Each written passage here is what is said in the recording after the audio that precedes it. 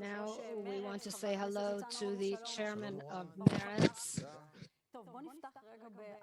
MK Nitzan Horowitz. Let's start with a very up-to-date statement of yours that has created an uproar, a storm. You said that decision of the International Court in The Hague was the right decision. Would you please explain to all your critics who are so angry at you, why is it the right decision? The one who is responsible for this whole matter is the right, the settlers, and Netanyahu, who for years suspended negotiations with the Palestinians, who set up wildcat settlements and hilltops, and they're trying to annex the territories. And then they get upset when there's investigations and criticism. And Israel has not raised a finger, in fact, has done everything to be dragged to that place, that I don't want to see Israel there. It is not a good place to be. And that's why I said that the right way is to restore the peace process with the Palestinians and to try to resolve the conflict. And it's difficult for people to hear that because they want to hear a single chorus that everyone that they're all anti-Semites and everyone is persecuting Israelis.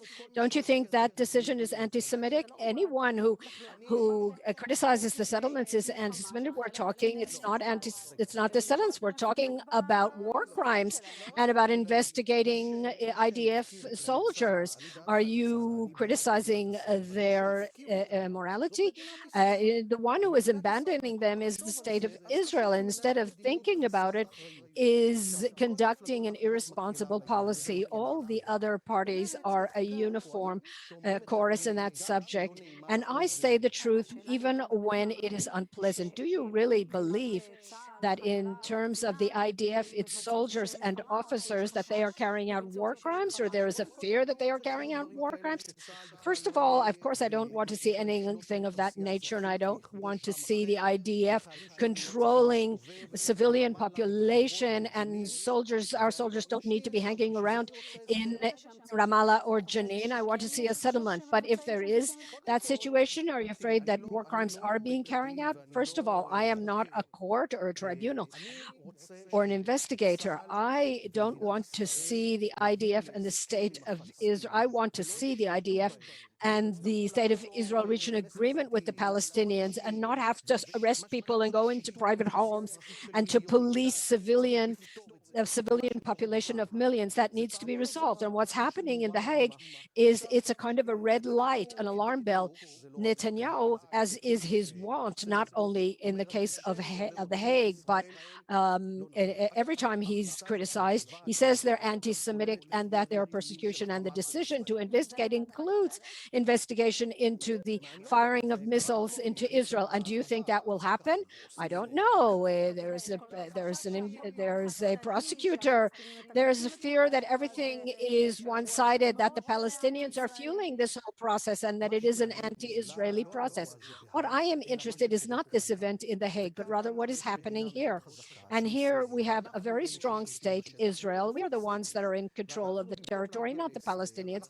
And instead of reaching a settlement, we're doing whatever we can to make it worse. The territory is on fire and it's not being discussed, and there are incidents all the time. What's happening in Gaza is very serious, very difficult. I want it to be dealt with. And people keep saying it's not relevant to politics, it doesn't interest anyone, what's happening in the territories, it's not important, you should find another subject. But here you see it is important, it is relevant, and Meretz has a position here, and I think that's its unique aspect. We say the truth even when it's not pleasant to hear. And on this matter, I will say the truth.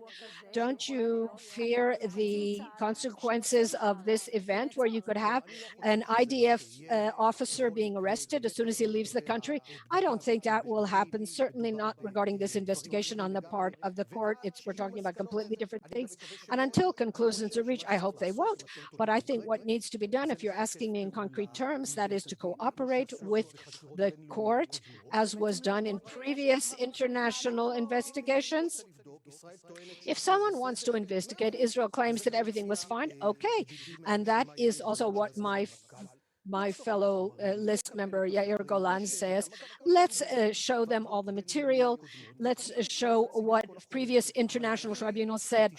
Israel can show all the material, but to right away say anti-Semitism, persecution, and anti-Israel, that it's anti-Israel, no. But regarding, perhaps this is because you're saying this is perhaps the situation of Meretz in the surveys that you are, are we seeing a disappearance of the left-wing ideology? No, I think that specifically Meretz has support. Perhaps we're not the majority in the public. We have a lot of supporters, and I've seen this in recent days. It's gotten a lot of people rallying behind us, but a lot of our supporters are currently parking in other parties like Yesh Atid and other parties. The ideology is a little bit, no, people sometimes vote differently from one election to the next. And what we say to them is come home, strengthen us. The current situation is bad for us. And I see people coming home and I see people rallying and are getting enthusiastic. And I'm sure not only that we will pass the minimum threshold, that we will gain more seats. The subject of this discussion is social cohesion of the ADL, and I'd like to tell you about some data. 90% of the respondents in the survey said that the political leadership is the factor that contributes most to the division in Israeli society, followed by the media, both traditional and new media, 84%, followed by 74% of the respondents who said that they believe that the rabbinical establishment is responsible, but 90% believe that the political leadership, is responsible for this rift. I myself am a victim of this. I, as the head of a left-wing party, am exposed to incitement and threats. We are not causing a division. Is your life being threatened? Go into my pages on the social media. Look what people are wishing me and my family, my children, all kinds of terrible things. I don't get upset about it. But the question is if you as a leader have some responsibility for this discourse, that you are willing to sit with Lieberman and you have all kinds of positions about the Haredim. We oppose racism and religious coercion in Meretz, and our political mission is to fight these phenomena for the sake of peace and equality and freedom.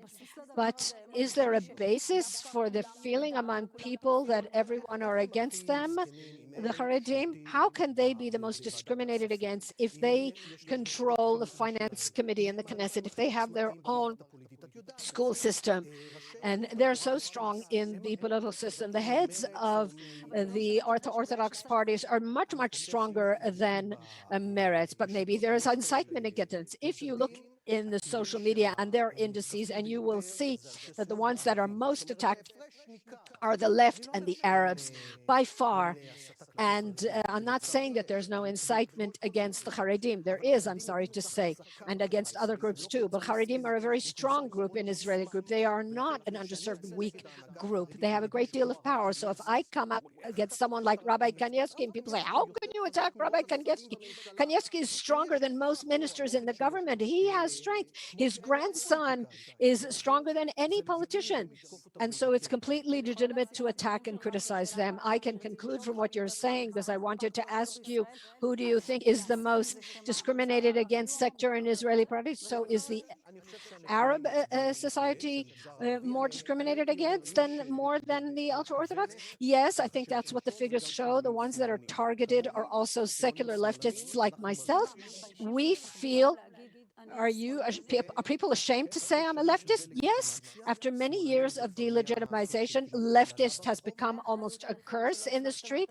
Perhaps you're responsible for not fighting this properly and creating some kind of esprit de corps among those who hold left-wing groups. When you face such strong forces in the street who are investing so much through government, the education system, and the media to systematically delegitimize you, we fight it. But these are very strong forces. And I think that is the result, that people are kind of trying to escape being tagged as left, but we're not ashamed of it. I am proud of being a leftist. And I'm just saying that these are elections now, and I can't imagine a situation in which a party like ours that says these things wouldn't be in the next Knesset. I don't know what the Knesset could look like without Meretz. One of the questions that we repeat here in this summit is the complex reality that Israel finds itself in wake of the corona crisis and this political whirlpool and instability. And I ask you, do you have an assessment of what the society will look like the day after corona, the day after a government is formed, or whatever that government will we be able to heal ourselves? The health corona, perhaps, yes, we'll be able to heal, but the economic corona will be very difficult. And the right, and that means Netanyahu, but also Sarah and Bennett and Lieberman, they're all right wing in terms of the economy. They have no plan to renew industry because these are social democratic programs. These are left wing programs. That means that the government has to intervene in the economy to create jobs. These are things that the right wing escapes from in order to prevent a recession, which could be 10 years long. That's what the assessment in the world is until things go back to the way they were before the corona. The state must become involved in the economy and invest in health and so on in order to emerge from the crisis. How can you be part of the next government on the assumption that the one that will be forming it will be Gideon Sa'ar or Bennett? There are other options like Yair Lapid. Yes, that's an option. We do want to be part of the next government, but it will be dependent on the nature of that government. If it is a government of annexation and racism and more cutbacks and more annexation and more I don't think that kind of government can be formed. But if it is a government around which a number of forces would rally and say that we are going to deal with the economic crisis, we will end the corona crisis, and we will deal with unemployment. This is an unprecedented crisis. So we'll sit down and we'll hear what they have to say. And yes, it is a possibility. This may be a government in which every seat is critical, and whether you have 4 or 5 seats, whatever Meretz brings will be critical.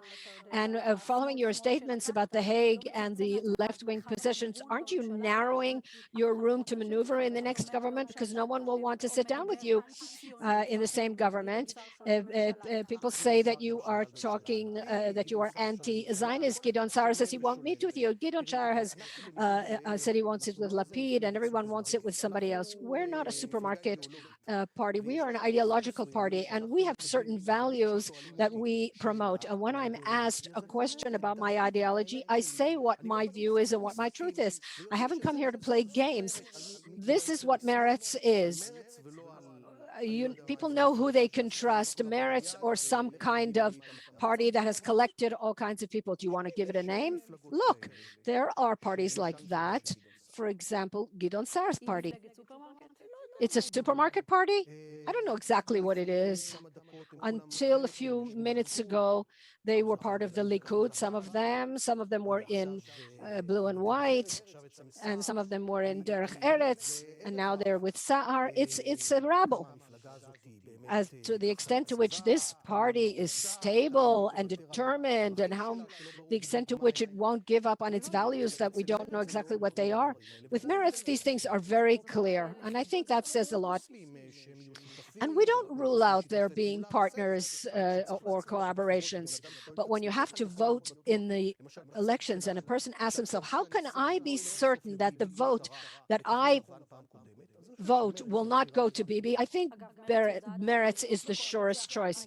Can Meretz be in the same government with representatives of the Haredi parties?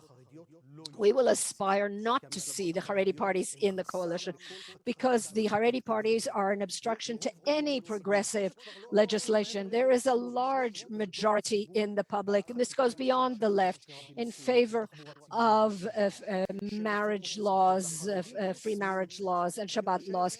And it is the Haredim that are obstructing it. And there is a possibility, a scenario to have a government without the Haredi parties. That is my preferred scenario. Chairman of Meretz, MK Nitzan Horowitz, thank you very much. And we have with us MK Orna Barbibai, number 2 on Yesh Atid Party. Thank you for joining us.